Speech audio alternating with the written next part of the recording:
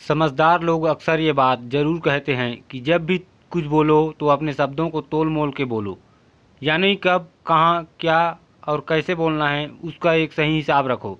हम जो भी बात दूसरों से कहते हैं या जो भी शब्द दूसरे को बोलते हैं, उसका असर किसी न किसी तरह से उनकी और हमारी ज़िंदगी में ज़रूर पड़ता है।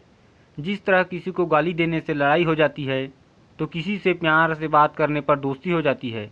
दोस्तों, हमारे शब्दों में बहुत ताकत होती है और सामने वालों पर उसका असर भी काफ़ी गहरा पड़ता है। जिस तरह एक मोटिवेशनल स्पीकर अपनी बातों के दम पर लोगों की ज़िंदगी बदल देता है, उसी तरह हमारे शब्द भी किसी की ज़िंदगी को बदलने या फिर बिगाड़ने की ताकत रखते हैं। आज की इस रियल लाइफ मोटिवेशनल स्टोरी को सुनने के बाद आप इस बात को बखूबी समझ जाएंगे कि किस तरह किसी की बोली हुई बातों से भी ज़िंदगी बदल जाती है। ये शॉर्ट इंस्पिरेशनल स्टोरी आपको लाइफ में हमेशा पॉजिटिव रहने की प्रेरणा देगी, क्योंकि एक पॉजिटिव सोच वाला व्यक्ति ही हमेशा पॉजिटिव और प्रेरणादायक बातें कर सकता है। इस मोटिवेशनल कहानी से आप शब्दों की असली ताकत को पहचानेंगे। किसी ने क्या खूब लिखा है, जो खो गया है उसके लिए रोया नहीं करते, जो पा लिया है उसे खोया नहीं करते। सितारे भी चमकते हैं उन्हीं के, जो मजबूरियों का रोना रोया नहीं करते। एक बार एक छोटा बच्चा स्कूल से दौड़ता हुआ आया और सीधा अपनी माँ के पास गया। माँ के पास पहुंचकर उसने अपने स्कूल बैग में से एक लेटर निकाला और अपनी माँ को वो लेटर देते हुए बोला, ये मेरी टीचर ने सिर्फ आपको देने के लिए कहा है। आप इसे पढ़कर मुझे भी बताओ कि इसमें क्या लिखा हुआ है। उसकी माँ ने वो लेटर खोला और पढ़ा तो वो थोड़ा उदास सी हो गई। अपनी माँ को उदास देख उस बच्चे ने पूछा कि माँ, उस पर क्या लिखा हुआ है। उसकी माँ मुस्कुराई और बोली, बेटा, आपकी टीचर ने लिखा है कि आपका बेटा बहुत ही इंटेलिजेंट है और उसे पढ़ाने के लिए हमारे स्कूल में अच्छे टीचर नहीं हैं, तो कल से आप अपने बच्चों को घर पर ही पढ़ाएं और इसे स्कूल न भेजें। उस माँ ने अपने बच्चे को घर पर ही पढ़ाना शुरू कर दिया और बड़ा होकर वह बच्चा एक बहुत ही जीनियस और एक सफल इन्वेंटर बना। एक दिन अपने घर की सफाई करते हुए उस लड़के को अपने पुराने सामान में से उस टीचर का दिया हुआ लेटर मिला।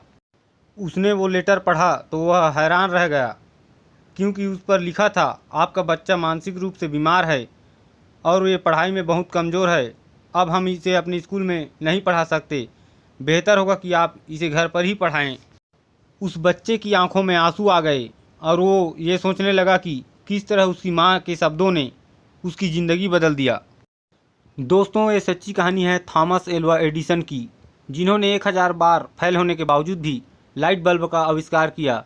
एडिसन ने लाइट बल्ब के अलावा और भी बहुत से आविष्कार किए, जिनकी वजह से वह अपने टाइम के सबसे सफल इन्वेंटर बने। एडिसन का मन पढ़ाई में बहुत कम लगता था, जिसकी वजह से उसे स्कूल से निकाल दिया गया था। लेकिन उसकी माँ की दी गई शिक्षा के कारण वो जिज्ञासु बने और लाइफ में सफल हो सके। ये छोटी सी प्रेरणादायक कहानी हमें ये बात सिखाती है कि लोगों द्वारा कही गई बातों में बहुत पावर होती है।